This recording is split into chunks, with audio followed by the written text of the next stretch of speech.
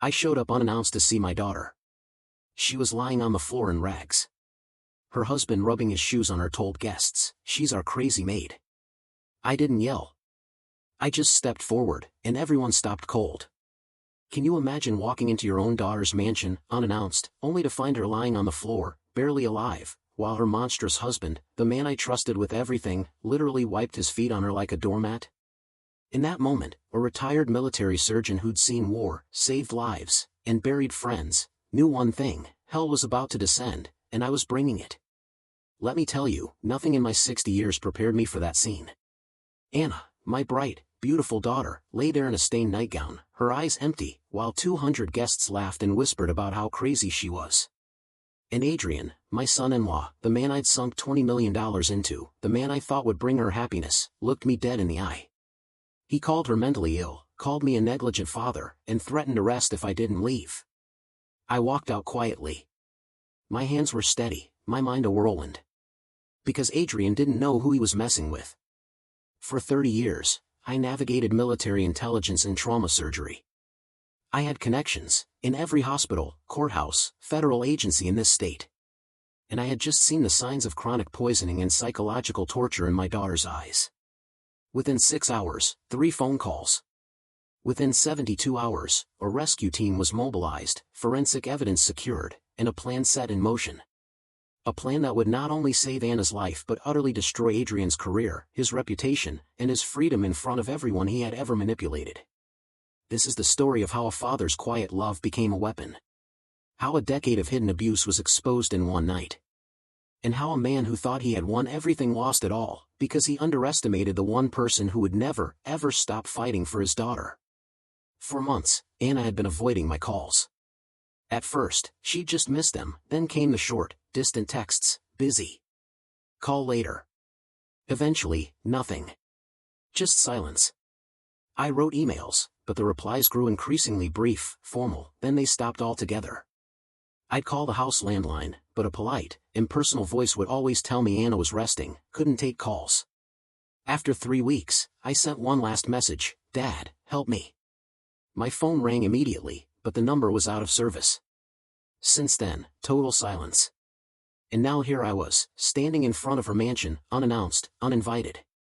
A 60-year-old retired surgeon, a man who had seen many things, but I'd never felt a cold dread like this settle in my chest. As I walked up the tiled path, that dread intensified. Yet, everything looked normal: a perfectly kept garden, expensive cars, lights glowing from the windows, the distant sound of music and laughter. The security booth was empty. I rang the bell. No answer. Again, longer. Silence.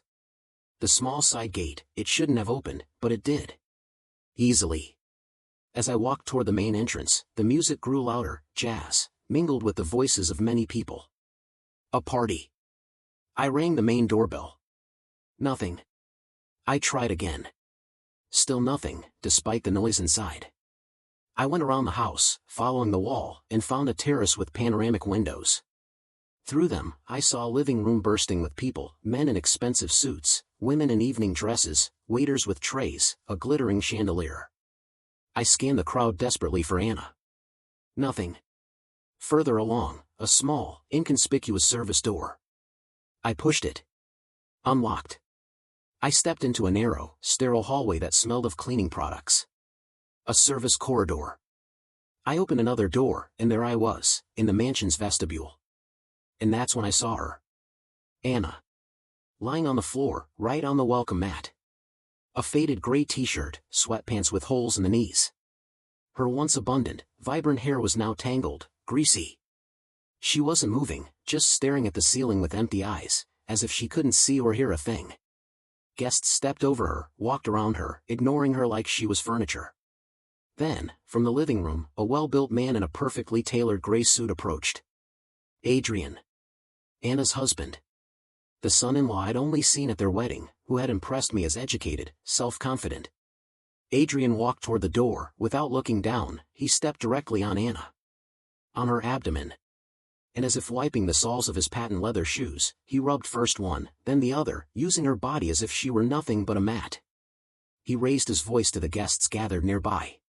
Don't worry, he chuckled, this is our crazy servant. Poor thing isn't well in the head, but we take care of her. It's our way of doing charity. Some guests laughed. Others shook their heads with false compassion. No one protested. I stood in the service hallway entrance, and the world shrank. Just Anna's body on the floor, his shoe grinding into her, the laughter that sounded like glass screeching on glass. I didn't scream. I didn't run to them. With one step, just one step, I crossed the vestibule. At that exact moment, somewhere in the living room, a glass shattered. The tinkling of crystal on marble made everyone turn.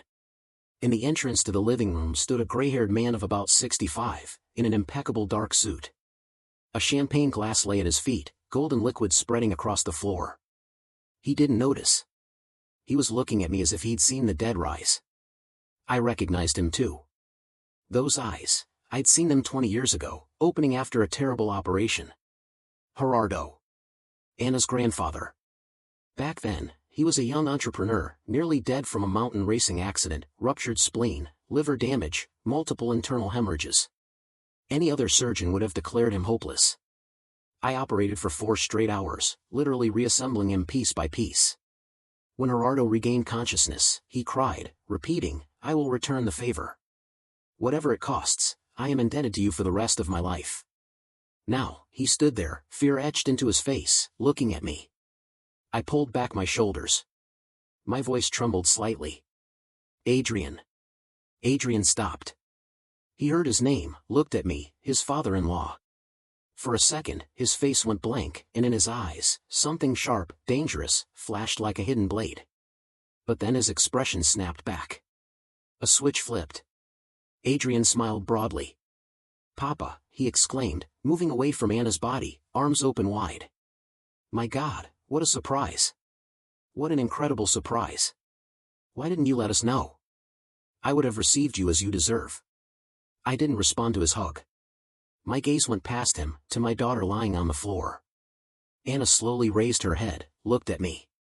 No recognition. Just emptiness. And something resembling fear. "Anna," I said, my voice not sounding right. She blinked. Once. Twice. Her lips moved.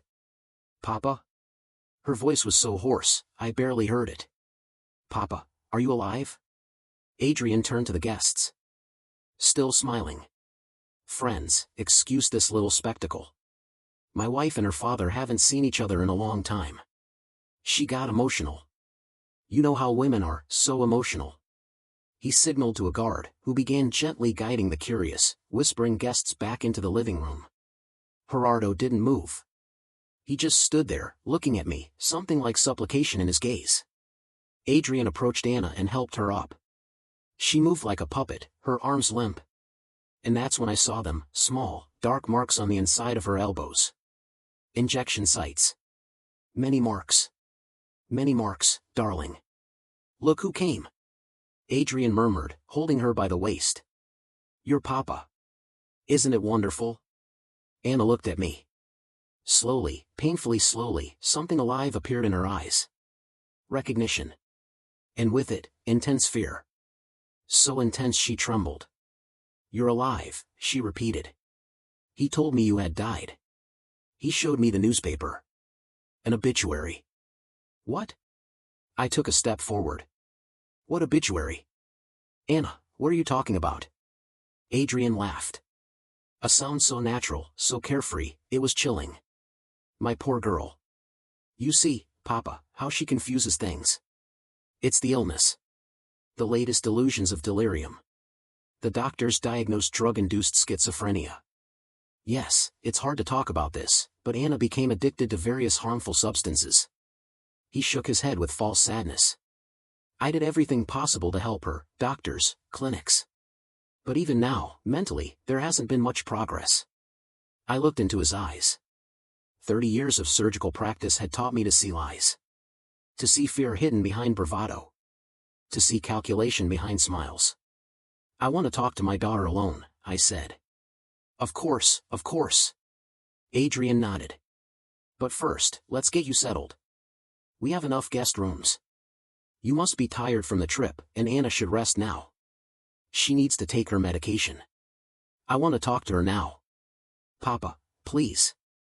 Adrian's voice sharpened, like a whip. Don't make a scene in front of the guests. This party is extremely important. My business depends on them. Let's discuss everything calmly, as a family. I'll take Anna upstairs, and then you and I will talk. Man to man. Agreed? He didn't wait for an answer. He took Anna by the elbow and led her away.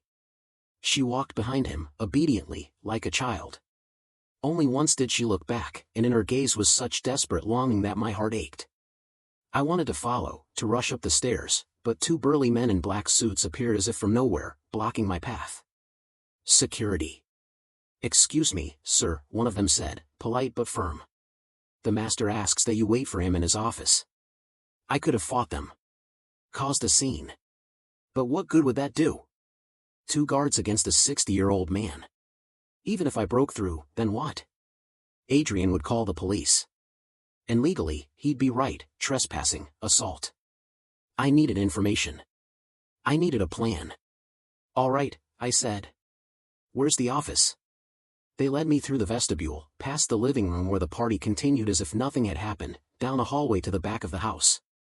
The office was spacious, oak-paneled, with a massive leather desk and glass-fronted bookcases filled with books no one had ever read, spines too even, bindings too identical. The guards stayed outside. I walked to the window, looking out at the dark garden. My hands were shaking, not from fear, but from the raw, volcanic rage I was containing. The door opened. Gerardo entered. He looked 20 years older than he had in the vestibule. He closed the door, stood there, not daring to come closer. I didn't know, he began, his voice trembling. I didn't know. I swear by everything I hold dear. I didn't know. Didn't know what? I didn't turn from the window. What he was doing to her. Gerardo leaned against the door, his legs seemingly unable to support him. When I introduced them, I thought she'd be happy. I gave my blessing. It's my sin. Now I see. Now. I turned. I looked at the man whose life I had saved 20 years ago. Tell me, I said. Everything. From the beginning. Gerardo sank into a chair. It was 3 years ago, he began. I was at a charity gala. Adrian was there. Son of an old business partner. We talked. He mentioned he was looking for a wife. I remembered Anna. Working at a publishing house. Intelligent, beautiful, modest. The perfect wife for a man of his circle. He rubbed his forehead. I introduced them. They liked each other. 6 months later, they were married. This house was a wedding gift for me. He looked at me, his eyes clouded. I saw how happily he looked at her. She was truly in love. He gave me gifts, thanked me for introducing him to his happiness. When did it start? I asked. I went to Europe for 6 months on business. When I returned, I started hearing rumors that Adrian's young wife was ill, had drug problems, that he was taking her from doctor to doctor. I wanted to visit, but Adrian always found an excuse. Anna was in quarantine, not feeling well, had gone for treatment. Gerardo looked at me, a profound sadness in his eyes. And I believed him. And I understood. I understood he was doing to her the same thing he had done to the others. My chest turned to ice. What others? Gerardo opened his mouth to answer, but the door burst open. Adrian entered, smiling. But his eyes were cold, attentive, like a predator assessing prey. Ignacio, he said, reproach in his voice. Leaving the guests for a private conversation is not very polite. Gerardo stood up. He was pale. Fear. This influential man was terrified of a 35-year-old. I just wanted. Gerardo began. I understand, Adrian interrupted smoothly. You wanted to pay your respects to my wife's father. Very commendable. Now, please return to the guests. I need to talk to my father-in-law alone. Gerardo looked at me. Apology. A warning. We'll see each other again, he said in a low voice, and left. Adrian closed the door. The smile vanished. Well, he said, approaching the desk and sitting in the owner's chair. Let's talk, man to man. He leaned back, crossed his arms, the picture of control. Not a trace remained of the amiable host. Now, he was a predator. Please sit, he indicated the chair in front of the desk. The conversation will be long. I didn't sit. I remained standing by the window, arms crossed, looking at him the way I used to look at young officers who tried to lie to me. That look made men sweat and stammer. Adrian just shrugged. As you wish. If you're more comfortable standing, stand. Though at your age, you should take care of your legs. What's happening with her? I wasn't asking. I was demanding. Adrian sighed, an air of someone explaining the obvious to an idiot. He opened a desk drawer, took out a folder, placed it before him. I was hoping we wouldn't come to this, he said. Hoping you would accept the situation quietly, without unnecessary questions. But since you insist. He opened the folder, turned it toward me. Medical reports. Prescriptions. Photographs. Anna is ill, Adrian pronounced, with a sadness so well rehearsed it was sickening.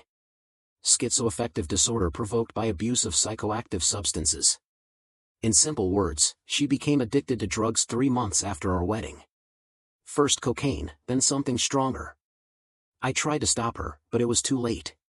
The psychosis started. Hallucinations. Episodes of aggression. He took a photo from the folder, held it out. The woman looked like Anna, but barely. Disheveled hair, glazed eyes, mouth distorted in a scream. She was clutching a knife, cornered. This was 8 months ago, Adrian said. She tried to stab me. Said I was poisoning her food, that I wanted to kill her. Classic paranoid delirium. I took the photograph, examined it. My surgeons trained I noticed details an ordinary person would miss. Dilated pupils. Unnatural pallor of the skin. Body position characteristic of someone fighting loss of coordination. This didn't look like cocaine psychosis. This looked like poisoning. I took her to the best specialists, Adrian continued. A clinic in Switzerland. Professors from Germany. Everyone says the same thing, irreversible changes in the psyche. She will never be the same again. He pulled out more documents, medical reports with seals and signatures. I could have committed her to a closed psychiatric clinic, Adrian's voice softened, becoming more understanding. I had every right. But I love Anna, Victor, despite everything. That's why I keep her at home. I provide her with care, pay for treatment. It cost me a lot of money and nerves, but I don't give up. I put the photographs on the desk. Why is she lying on the floor by the door? I asked, my voice dangerously calm. It's part of her disorder. Adrian spread his hands. Sometimes she refuses to get up for hours. Sometimes she undresses completely and runs around the house. Sometimes she screams that she's being held hostage by aliens. The doctors call them catatonic episodes. And you wiped your feet on her. Adrian was silent for a second. I saw something flash in his eyes, anger, irritation, but it vanished instantly, replaced by patient compassion. I didn't even notice she was lying there, he said. It's so terrible that I've gotten used to it. My own wife lying on the floor. And I'm so accustomed that I walk past without looking. That's how low we've sunk. I live with this every day. He shook his head, performing weariness and despair so convincingly that an unprepared person would have believed him without a doubt. Listen, Victor. Adrian leaned forward, his voice almost confidential. I understand it's difficult for you to accept this. She's your daughter. You remember her differently, healthy and happy. But the reality is what it is. Anna is ill. Seriously. Possibly incurably ill. I do everything in my power to ease her suffering. I remained silent, processing. 30 years as a surgeon had taught me to listen not just to words, but to the pauses between them. To notice how a person breathes when they tell the truth, and how when they lie. Adrian was lying. I was as sure of this as I was of my own name. But words alone weren't enough. I needed evidence. She said you told her I had died, I stated. She said you showed her an obituary. Adrian sighed again, this time with a touch of condescension. And you believed her?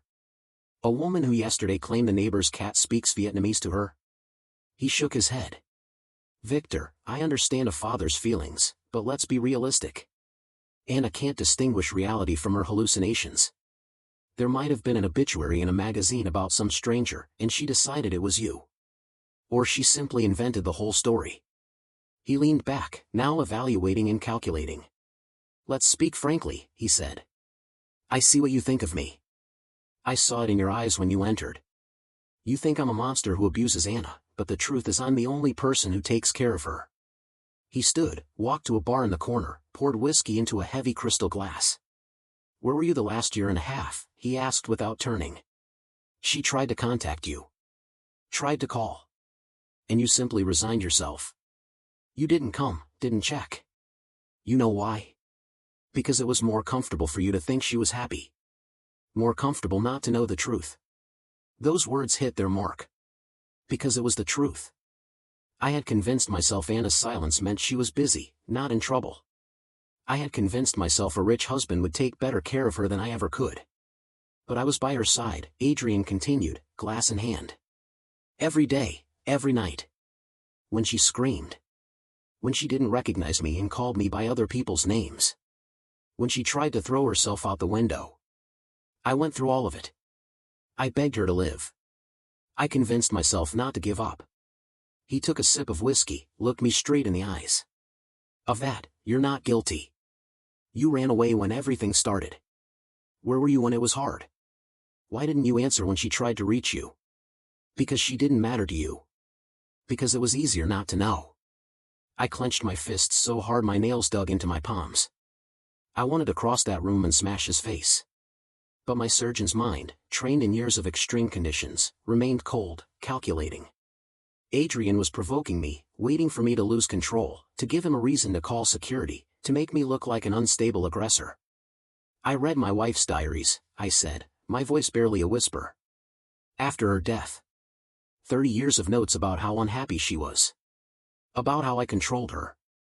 About how I killed her slowly with my care. I looked Adrian straight in the eyes. So don't lecture me. I know what it's like to destroy the person you love in the name of love.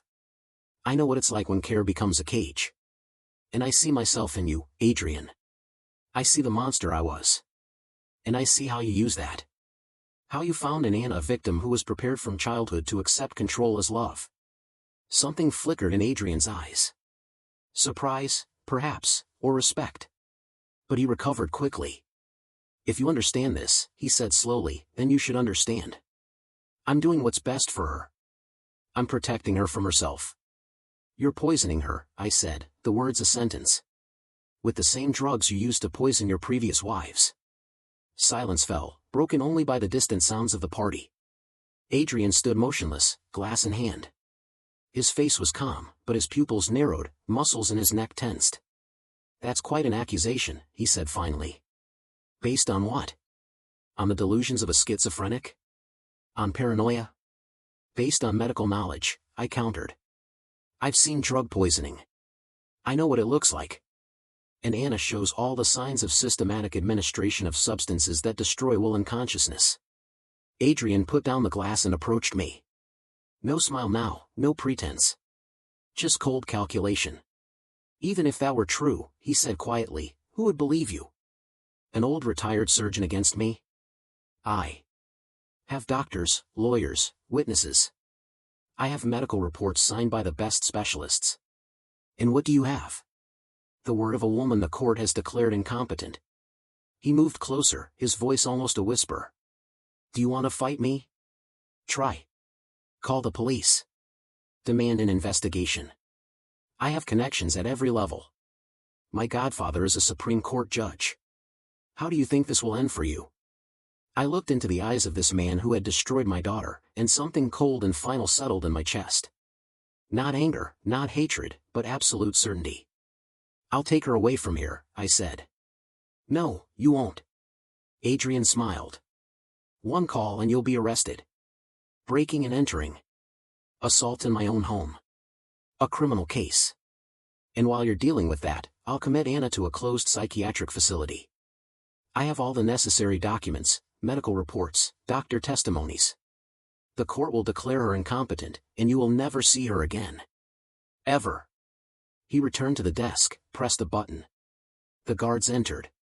Escort Mr. Mitchell out, Adrian ordered. And make sure he doesn't return. The guards took me by the elbows. I didn't resist. Looked at Adrian one last time. This isn't over, I said. Oh, but it is. Adrian smiled. Completely and irreversibly over. I was escorted to the main entrance. The guards released me on the porch. In the driveway, a taxi waited. I descended the steps, got in, and gave the address of the train station. The taxi started, the mansion shrinking in the rear window. But I wasn't looking back. I was looking at the business card still clutched in my hand. On the back, below the printed phone number, someone had handwritten, Gerardo, today. Riverside Cafe. I'll be waiting. The handwriting was unknown. Someone at the party. Someone who had seen. I put the card in my pocket and gave the driver a new address. The meeting with Gerardo. The house on Riverside Street was an old mansion, wedged between modern office buildings like a forgotten fragment of the past. The taxi stopped. I paid, got out, feeling the night cold seep under my coat.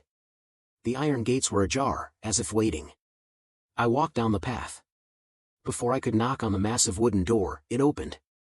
Gerardo stood there, no jacket, shirt unbuttoned. He looked like a man who hadn't slept in days and wouldn't for several more.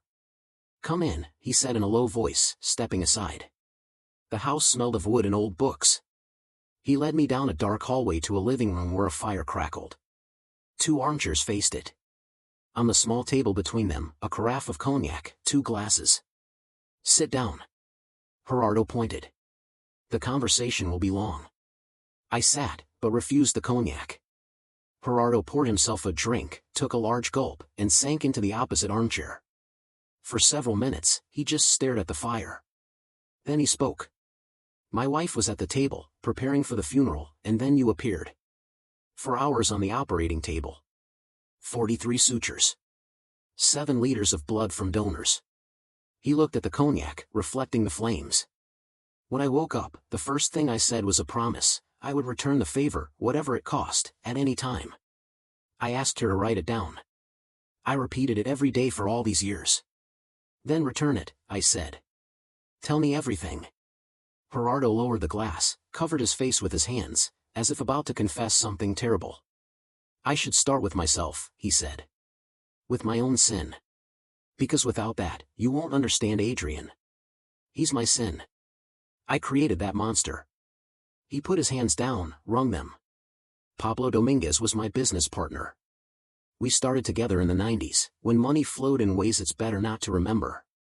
Pablo was ruthless, but I considered him a friend. When Adrian was 15, Pablo asked me to be his godfather. To help the boy, to teach him. He looked at the fire. Adrian grew up smart. At 21, he was already a banker. At 23, he married a beautiful girl. Marina. 20 years old. Sweet eyes. Fresh graduate. They got married. Gerardo fell silent. A year later, Marina ended up in a psychiatric clinic in Switzerland. Official diagnosis, acute psychosis from drug addiction. Her parents tried to get her out, but Adrian managed to have her declared incompetent. Now he was her legal guardian. All her inheritance, which was not small, passed under his control. He leaned back, heavily. The second wife was Olga. A widow of an industrialist, older than Adrian by 15 years. A rich woman. They were married for 6 months. Then she died from an overdose of sleeping pills. The investigation was closed in 3 weeks. Suicide due to depression. They said Adrian inherited everything. And you kept quiet, my voice was hoarse. You knew all this. Gerardo raised his hands in defense. Pablo was still alive then. He covered for his son. And I didn't want to see. Didn't want to believe. Adrian was so charming, so convincing. He cried at Olga's funeral with real tears. He cried on my shoulder, and I consoled him. He covered his face again. When he asked me to introduce him to Anna, I was happy to help. I thought I was doing something good. Uniting 2 good people. Anna was so luminous, so full of life. I thought she would change him. When did you understand the truth? I asked. 3 months ago. Gerardo uncovered his face. Pablo was dying of cancer. In the hospital. Alone. And he started talking. Confessing, as the dying sometimes do. He told me about Marina. About Olga. About how Adrian paid doctors for false diagnoses. How he bribed investigators and judges. He broke off, rubbing his forehead. He was proud of it. Do you understand? Proud of the son he had raised. A cold spread down my spine. Why didn't you go to the police? Gerardo let out a bitter laugh. With what? The delirious ramblings of a dying man? No evidence. Adrian by then had become too influential, too protected. His connections reached offices at the highest levels. He lowered his voice. I was afraid, Victor. Afraid for myself and for my family. I have children, grandchildren. I was afraid. I stood and walked to the window. Outside, the garden drowned in darkness. The bare branches scratched the sky like dead fingers. He said he sees vulnerabilities, I pronounced, turning around. He said he saw them in Anna and in me. Gerardo was silent before answering. I don't know the details, but Adrian once let slip that Anna was the perfect victim. He said she had always sought someone to control her, that she had it in her blood. I closed my eyes. Adrian's words from the office echoed in my head. About Lydia. About how she had obeyed her husband. How he had found in Anna something familiar. He told me the same, I said in a low voice. He said she was like me. That I trained her to accept control as love. Gerardo looked at me with a strange expression. Is it true? He asked cautiously. I remained silent for a long time. The fire crackled.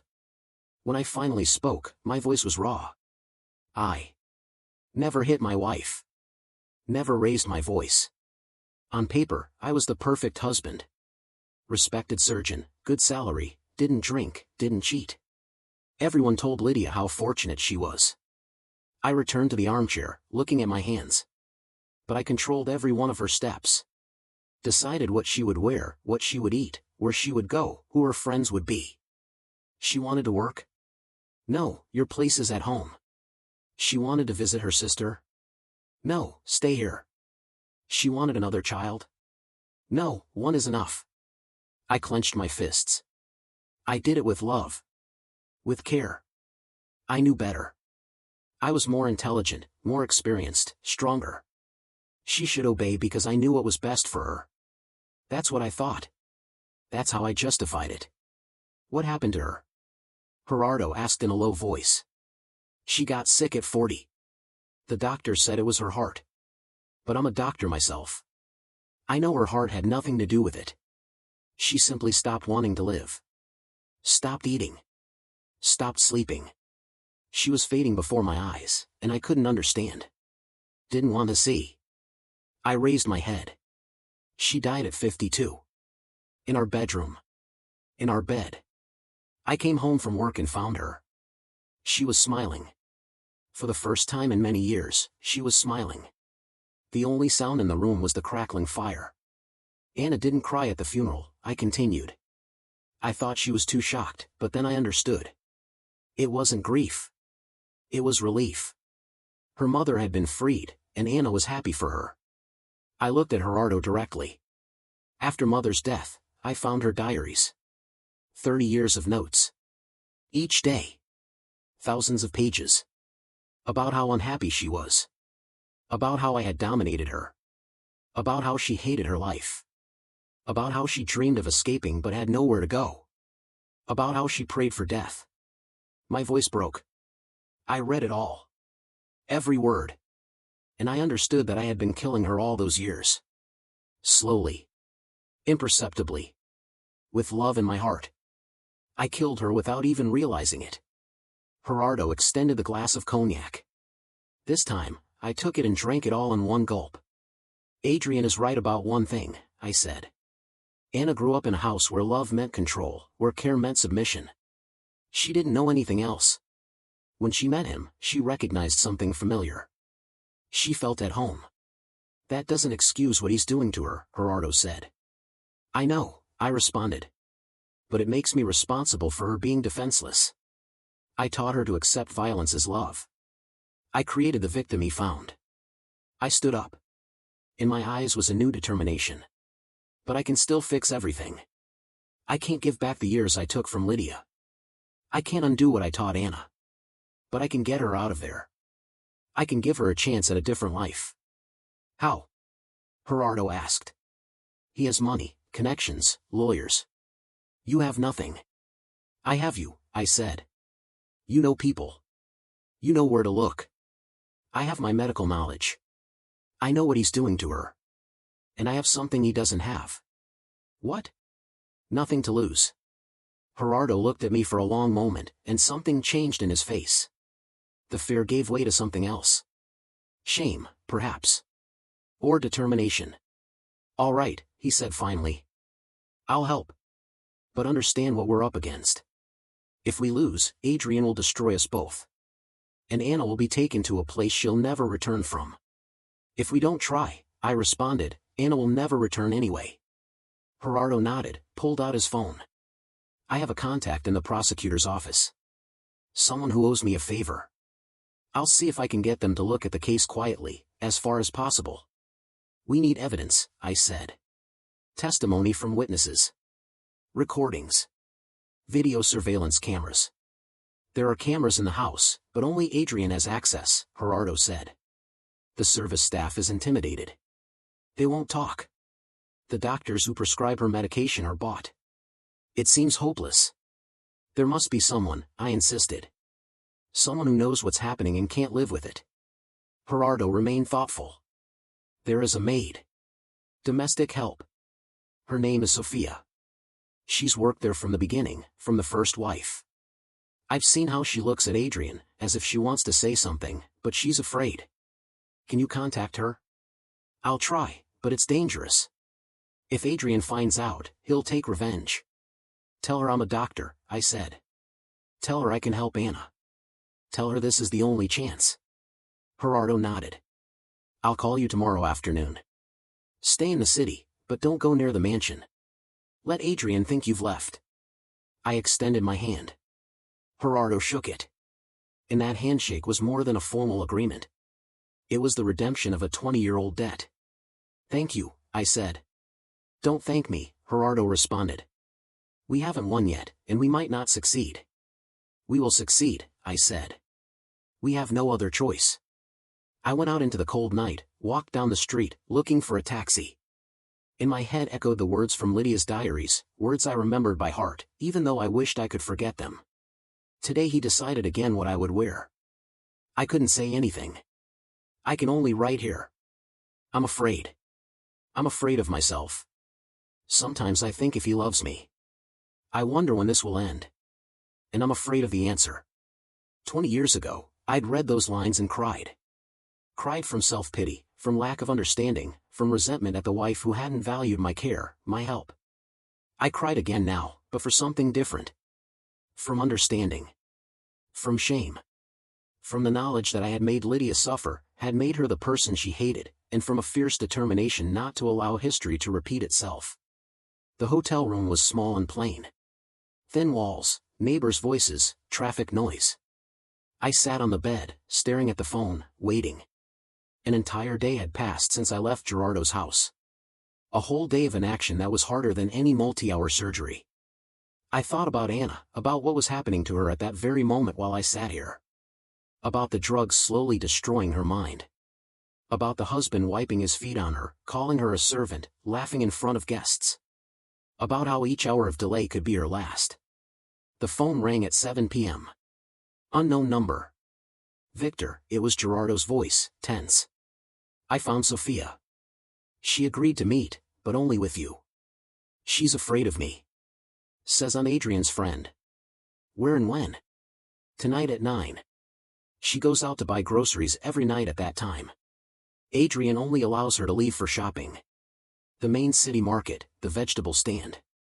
She'll be wearing a gray coat and a blue scarf. I noted the address. I'll be there.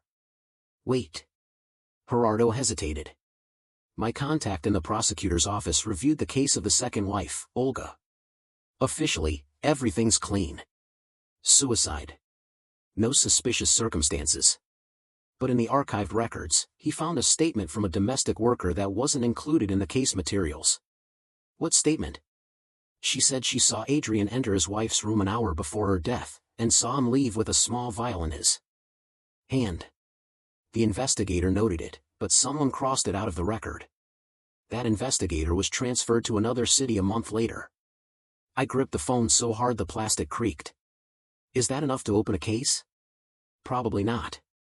The statement isn't certified. The witness retracted the next day and left. The case was closed.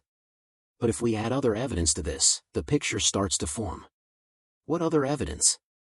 That depends on what Sophia tells you and whether you can get a blood sample from Anna.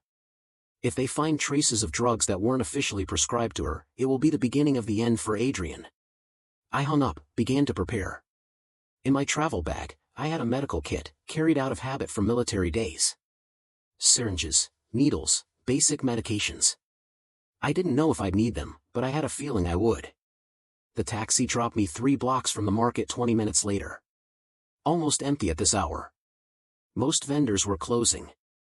I found the vegetable stand, waited, pretending to examine potatoes. Sophia appeared exactly at 9. A slight woman of about 50, tired face, cautious eyes. Gray coat, blue scarf. Just as Gerardo described. She stopped at the next stand, looking through tangerines, glancing sideways at me. I moved closer, pretending to buy onions. I'm Anna's father, I said in a low voice. You wanted to talk. Sophia shuddered. Even though she'd been expecting these words. Not here, she whispered. Behind the stands, there's a passage, a courtyard. Go down first. I'll follow. I did as she said, found the passage, and came out into a courtyard, squeezed between walls, full of empty crates and garbage bags. A minute later, Sophia appeared, looking around like a hunted animal. I don't have much time, she said. Talk. Speak. Sophia leaned against the wall, weariness beyond measure in her shoulders. I've worked in that house for 15 years, she began. Since the first wife. Marina was a good girl, cheerful, kind. The first months after the wedding, she was happy. And then the changes began. What changes? First small ones.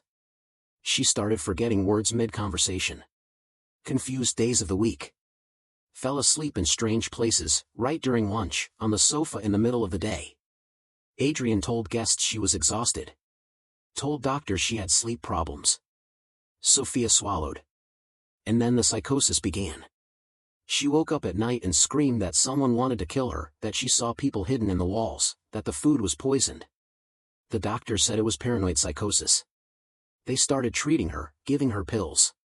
But it only got worse. Did you see him give her those pills? Sophia nodded. Adrian personally. Every morning, every night.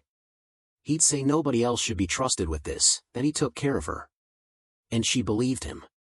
Until the end, she believed he wanted to help her. I felt a cold rage rising, but I restrained myself. I needed information, not emotions.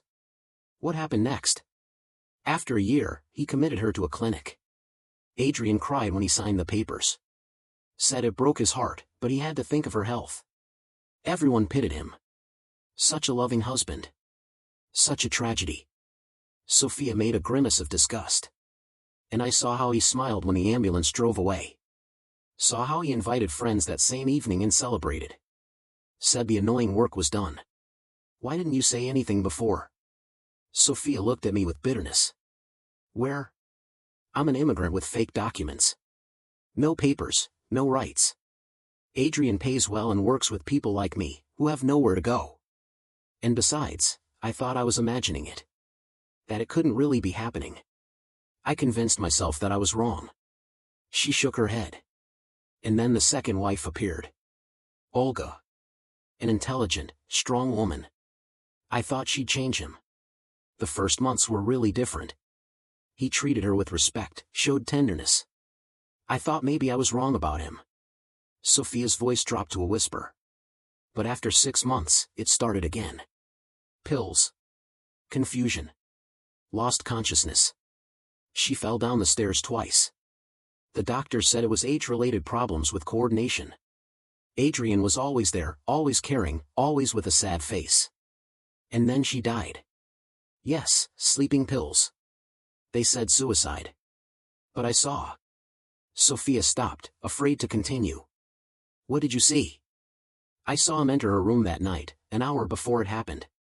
I was cleaning the hallway. He didn't know I was there. He came out with a vial in his hand. Empty. I remember because it caught the light. Did you tell this to the police? I tried. An investigator came. I told him everything. He wrote it down. But then another man came, not in uniform. He talked with Adrian in the office for a long time. When he left, Adrian called me and said if I valued my life, I should forget what I saw. The next day, the investigator called me and said I had been mistaken. That I hadn't seen anything. She wiped tears from her face. I was scared. I have children in Mexico, he said. If I talked, they'd be found. I believed him. I felt my hands trembling, not from fear, but from the raw, volcanic rage I was containing. And now, Anna. Now Anna, Sophia repeated, and in her voice was such despair my heart ached. She's the worst of all. Because she's young. Because she could have had a whole life. Because every day I see her fading and I can't do anything. You can. I took her by the shoulders. You can help me save her right now. Sophia shook her head. He'll kill me. You don't understand. He'll kill me. If you do nothing, he'll kill Anna, I said firmly. Just like he killed Marina. Just like he killed Olga. Can you live with that? Can you go back to that house and watch another woman die? Sophia closed her eyes. Tears ran down her cheeks. Listen to me. I tightened my grip on her shoulders. I'm a doctor. A military surgeon with 30 years of experience. I can help Anna. I can remove the drugs from her system. But to do that, I need to get to her. You're the only person who can get me that access. He'll kill me, she whispered again, but her voice was less confident. No, he won't, I said, with more confidence than I felt. Not if we do everything right. Not if we act fast. Tomorrow, Adrian will be arrested. The prosecutor's office is already gathering evidence. But for them to have a solid case, I need to get Anna's blood sample, proof of what he's giving her. And you're the only one who can let me into that house. Sophia opened her eyes, looked at me. In her gaze was still fear, but also something else. Hope, perhaps. Or simply exhaustion from carrying this burden alone. At 2 a.m, she said finally, her voice trembling. The guard changes at that time. 5 minutes when the grounds are unsupervised. The back door, the one the staff uses, I'll leave unlocked for you. Anna's room is on the 2nd floor. 3rd door on the right from the stairs. Thank you. I released her shoulders. You're saving her life, she said, or I'm condemning both of us to death. Sophia wiped her tears, took a phone from her pocket. Here's my number. If something goes wrong, don't come. Just call to warn me. She dictated the number and disappeared as silently as she had appeared, dissolving into the darkness between the stands. I stood alone in the courtyard, among the boxes, empty crates, and the smell of rotting vegetables. I looked at my watch. 9:30, more than 4 hours until 2 a.m. Time to prepare. I returned to the hotel and laid out the contents of my medical kit on the bed. Syringes. Vials. Bandages. A bottle of saline solution. A packet of activated charcoal. And, most importantly, 2 antidotes I always carried with me, a habit from military hospital days. The first was for barbiturate poisoning. The second, for anticholinergics, the same group of drugs to which scopolamine belonged. If my assumptions were correct, one of these antidotes would help Anna regain lucidity, at least temporarily. I checked the expiration dates, verified the integrity of the vials, and prepared everything I might need. Then I sat by the window and waited. At 1:45, I called a taxi and asked to be dropped 3 blocks from the mansion. I'd walk the rest of the way, staying in the shadows of trees and fences. The night was moonless. The darkness concealed me better than any camouflage. The back door was unlocked, just as Sophia had promised. I slipped inside and froze, motionless, listening. Silence. Only the hum of a refrigerator somewhere in the kitchen, and the hoarse snoring of a guard in the room by the front entrance. I moved down the service hallway I already knew, careful not to make the floorboards creak. The 2nd floor was even darker, but my eyes had adjusted. 3rd door on the right from the stairs. The door wasn't locked. I pushed it gently and entered. The room was large, almost empty. A bed against the wall. A nightstand. A window with drawn curtains. And Anna, lying on the bed in an unnatural position, as if someone had thrown her there and forgotten. I approached, closed the door behind me. In the darkness, her face seemed different, lifeless. I felt for her pulse on her neck, weak, but regular. Then I took a small flashlight from my pocket, turned it on, shielding the light with my palm. Anna's pupils were dilated, almost not reacting to light. On her arms were multiple injection marks, old and new. Her skin was pale, dry. Her lips were cracked. I examined the nightstand, a half-empty glass of water, pills in an unlabeled blister pack, a vial with a clear liquid, also unlabeled. I smelled the liquid. The characteristic odor. My assumption was confirmed. I took out a syringe and the vial with the antidote. My hands didn't tremble. Though I held my daughter's life in that grip. 30 years of practice had taught me to separate emotions from actions. Now, I was a father and a surgeon. The injection took a few seconds. Now, all that remained was to wait. I sat on the edge of the bed, took Anna's hand. It was cold, inert, like a sleeping child's. I looked at her face, remembered her as a little girl. Running around the house. Laughing. Hugging me when I came home from work. I couldn't remember when she stopped hugging me. Didn't remember the exact moment when my daughter stopped wanting to be near me. When the warmth turned to polite distance. When love transformed into obligation. 10 minutes passed. Then 20. Anna remained motionless. And suddenly, her eyelids moved. Her fingers weakly squeezed my hand. Her lips parted. Papa. Her voice was so hoarse, I barely heard it. Papa, she repeated. I leaned closer. I'm here, I said. I'm with you. Anna slowly opened her eyes. Confusion. Fear. And something more. Something resembling hope. You're alive, she whispered, as if not believing. He said you had died. He showed me the newspaper. I thought he was lying. I'm alive. I squeezed her hand harder. I came for you.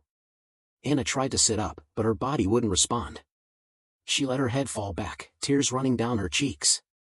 I wanted to call you, her voice was hoarse. When everything started. But he took my phone. Said you didn't care. That you never wanted me.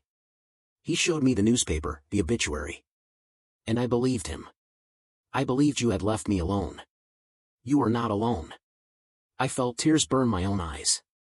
You were never alone. I'm here. I came for you. Do you hear me? We're leaving together. Anna looked at me. In her eyes appeared a clarity she hadn't had a moment ago. The antidote was working. He won't let you, she said, her voice no longer trembling. He has guards. Lawyers. Connections. He told me he'd bury me, that I'd never go anywhere. He's wrong, I responded. Because now you have me, and I won't leave until you're free. Somewhere, downstairs, a door slammed. Footsteps. I tensed, ready to act. The door to the room opened. Sophia's face, panicked, appeared. The guard change ended early, she whispered. You have 3 minutes. I acted with the speed I was accustomed to in the operating room, where every second counted. I picked Anna up in my arms. She helped where she could. Her body was weak, almost weightless, but her eyes looked at me consciously. That gave me hope. Can you walk? I whispered. She tried to stand, but her legs buckled. She almost fell. I caught her, understood I'd have to carry her. I wrapped an arm around her waist, threw her arm over my shoulder, and headed for the door.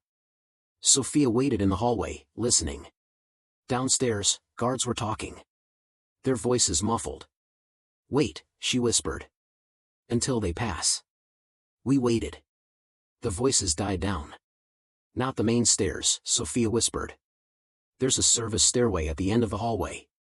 It leads to the kitchen, and from there, through the back door. We moved down the dark hallway. I felt Anna trying to walk on her own, trying not to be a burden, though her legs barely obeyed her. The service stairway was narrow and steep. Going down it with a semi-conscious person in my arms was almost impossible. But I managed, holding the handrail with one hand, supporting Anna with the other. The kitchen was empty and dark.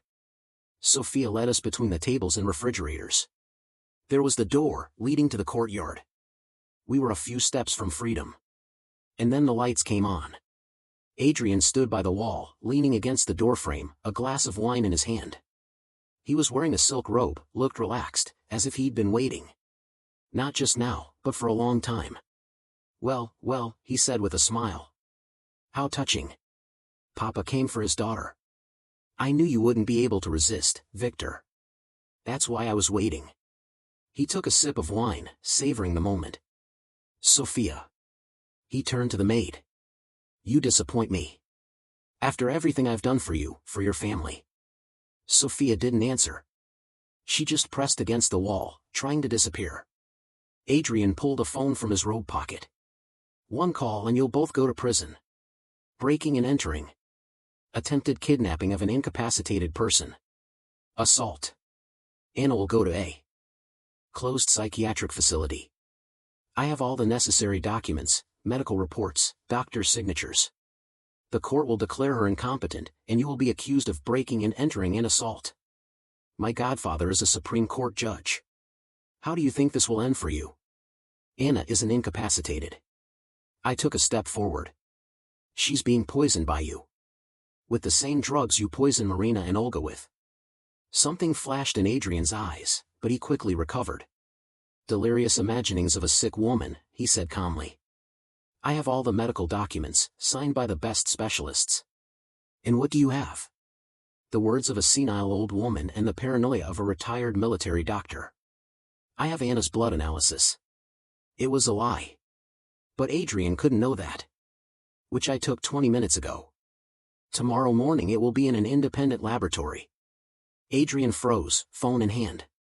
For the first time, his confidence wavered.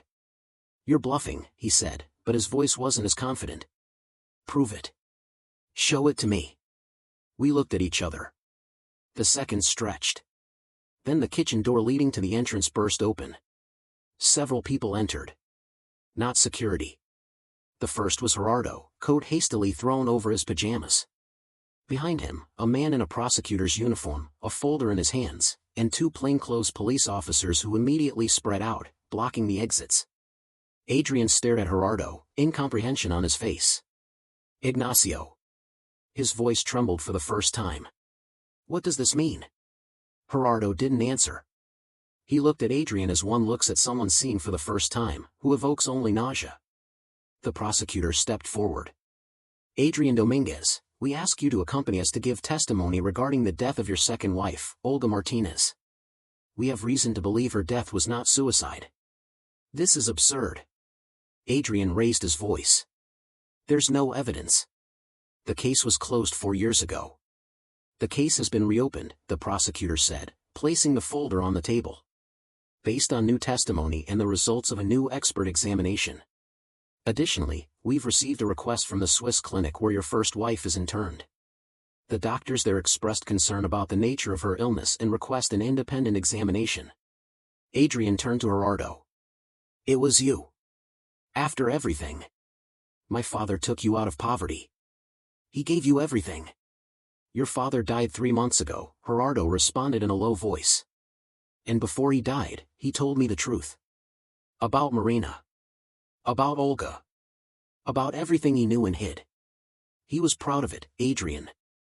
Proud of the monster he had raised. He shook his head. And I should have stopped it 20 years ago. I was carrying this burden, paying a debt to the man who saved my life, and I repaid it by handing your daughter to a monster. Today, I closed that circle. Adrian lunged for the back door, but one of the police officers was faster. A second later, he was face down on the kitchen table, hands cuffed behind his back. I have a lawyer, he shouted. I have connections. You don't know who you've messed with.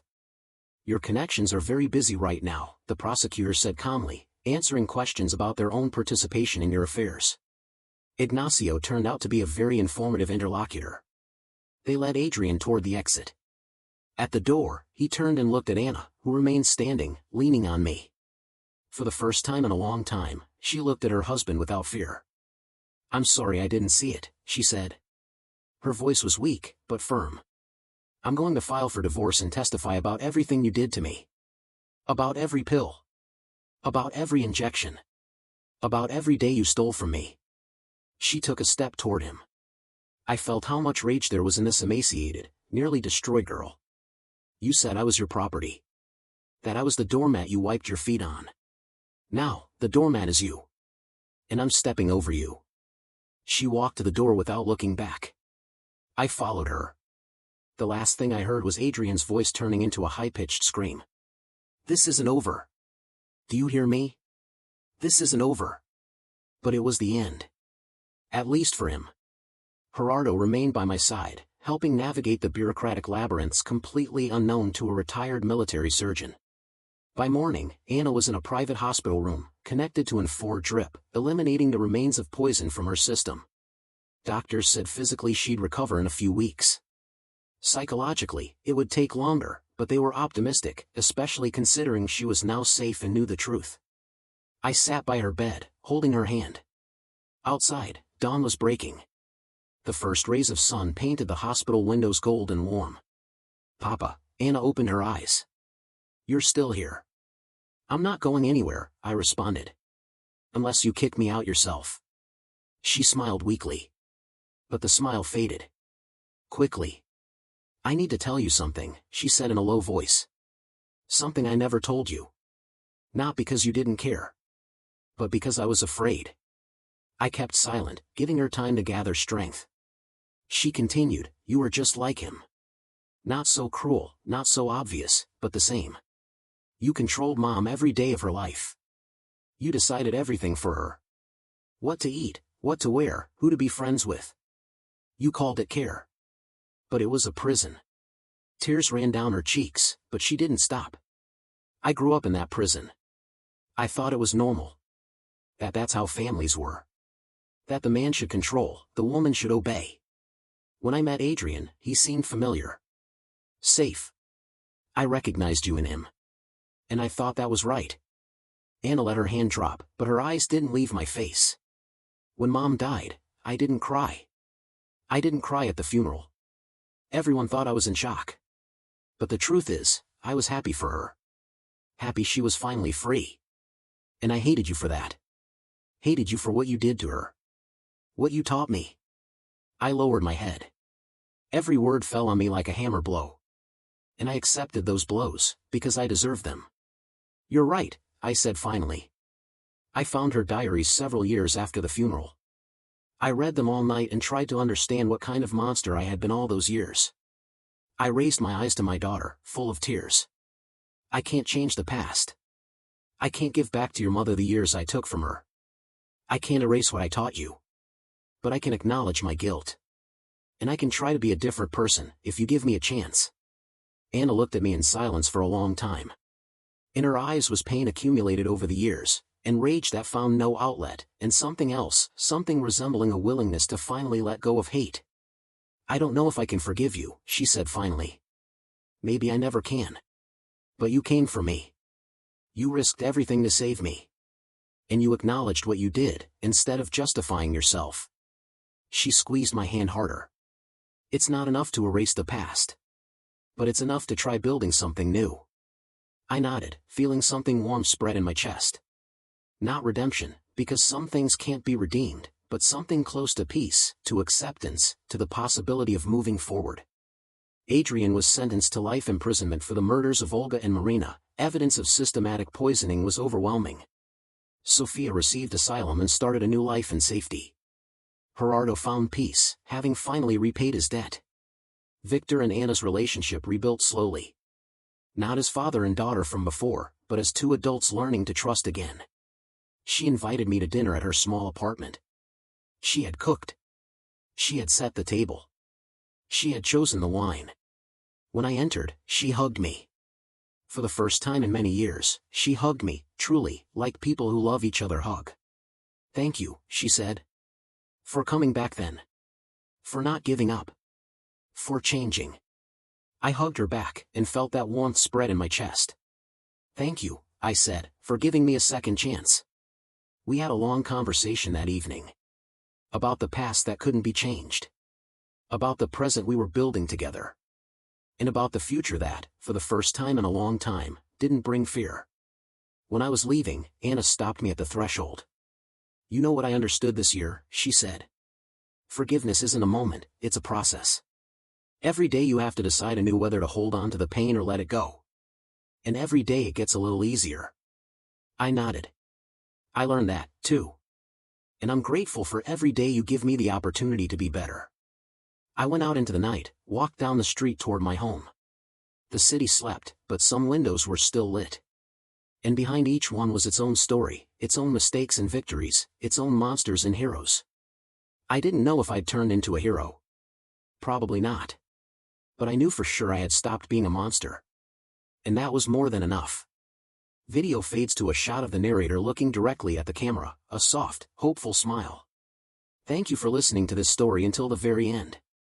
This wasn't just about rescue, it was about recognizing my own mistakes. Sometimes, to save another person, you first have to look in the mirror yourself. What would you have done if you found your daughter in Anna's place? Have you ever had to confront your own past to truly move forward? I'd really love to hear your thoughts and experiences in the comments below. Take care of yourselves and your loved ones. And remember, love is not control. Love is the freedom to be next to each other. See you in the next story.